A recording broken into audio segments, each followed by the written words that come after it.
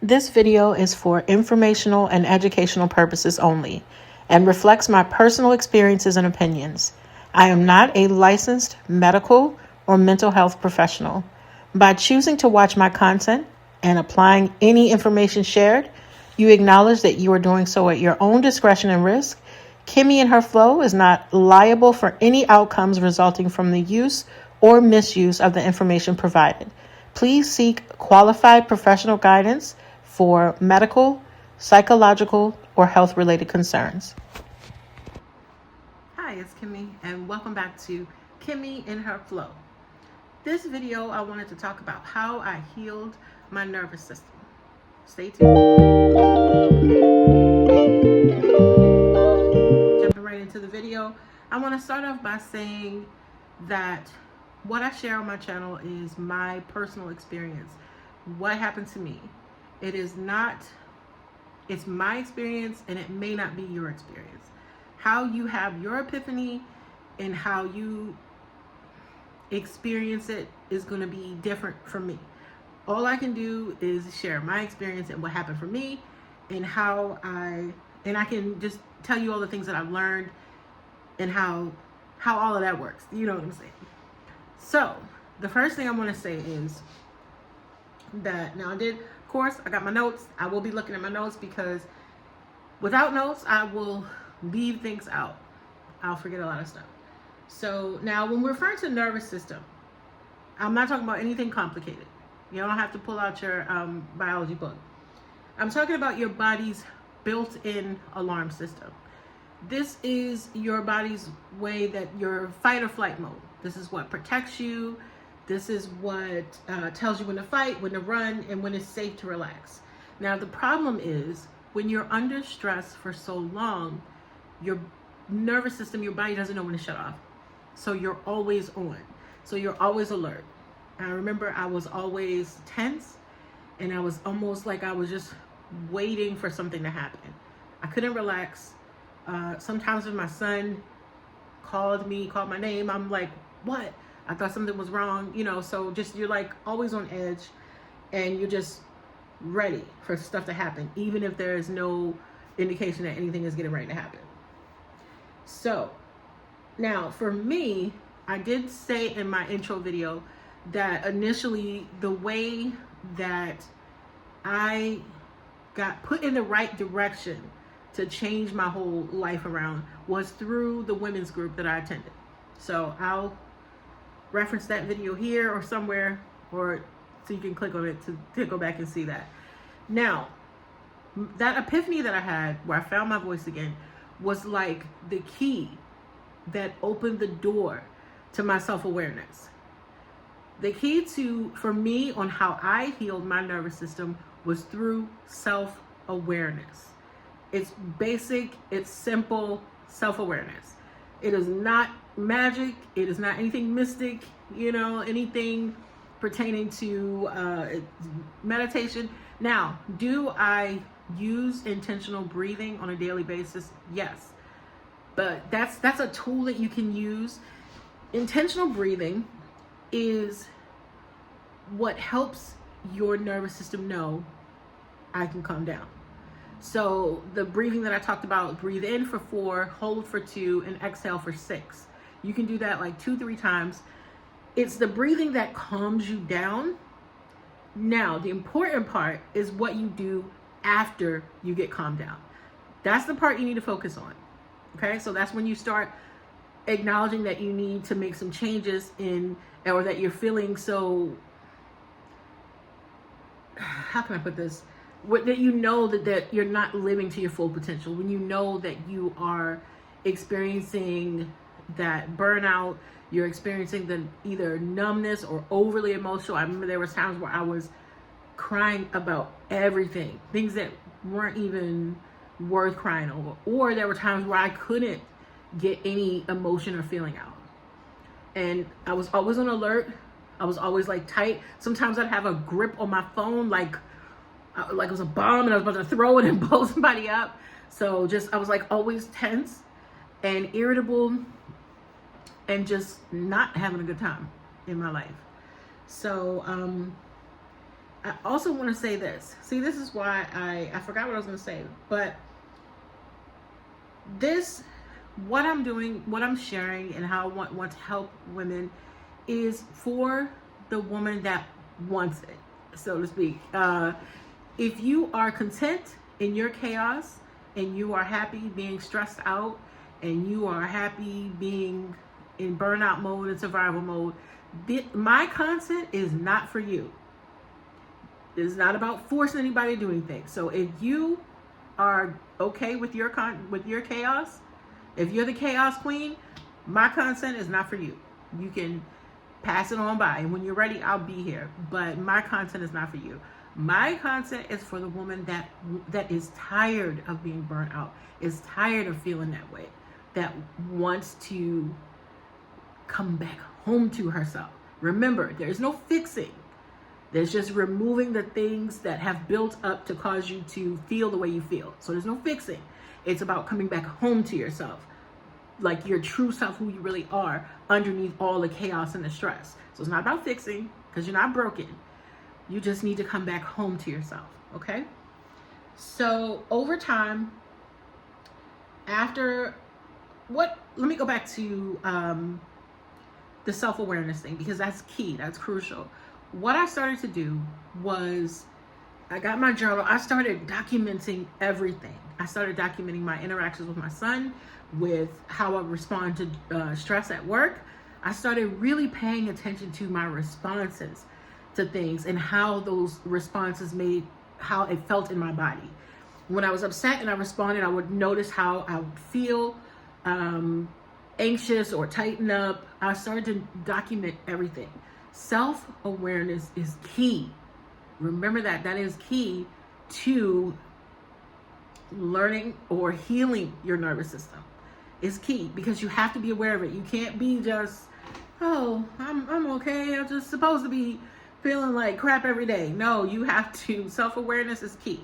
Once you gain self-awareness, you can't pretend that you didn't gain the knowledge that you gained. When you start to pay attention to how you interact with people, how you feel when you wake up, how you feel around people, just how you feel on a regular basis, you have to acknowledge that first. You have to have that self-awareness.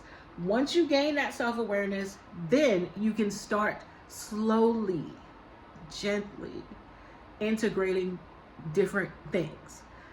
I would say the intentional breathing, that's key as well. But you have to first, the self-awareness has to be there. That I can't stress that enough. Self-awareness needs to be there at all point. And what happens is, what the intentional breathing is going to do, is going to teach your body to calm down. So while you're focusing, you have your self-awareness, and you're you're breathing intentionally, you're slowing down, it's going to teach your body that you can relax. So that's key. And that's what happened to me. This is all what happened to me. Now, what I did was, I was a people pleaser. So I started to notice how it felt to me if somebody wanted me to do something that I didn't want to do. And normally, well, I hate to say normally, but I would just do it. I would do it. I would be upset about it. I didn't want to do it. I would want to focus on myself or do something else. But because I was in people please mode, I would do it anyway. So then I started to notice how I felt when I was going to respond to something that I didn't want to do. And what I started doing was just saying no. It's not as hard as you think. It is not as hard as you think. You have to try to put yourself first. And if you really, truly don't want to do it, don't do it. Say no.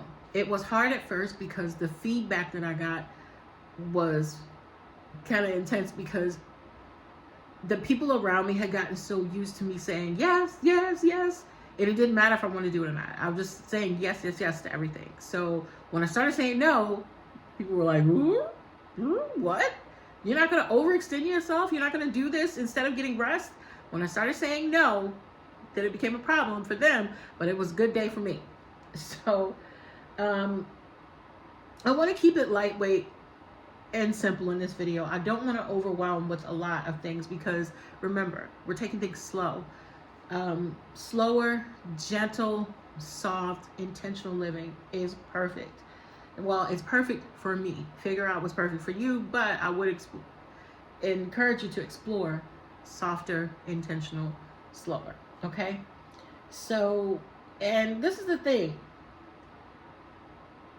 It's not about being perfect. There is no perfection. So get perfection out of there. My life is not perfect. I'm still evolving, still growing, and I'm still working on things. Like I'm working on my weight because for the longest time I was not feeding myself properly. I was overeating and I was not properly giving my body the proper nourishment. Now I am, so I'm working on how I eat and how I move my body. I'm building better habits. But the difference now is that I'm not in constant chaos.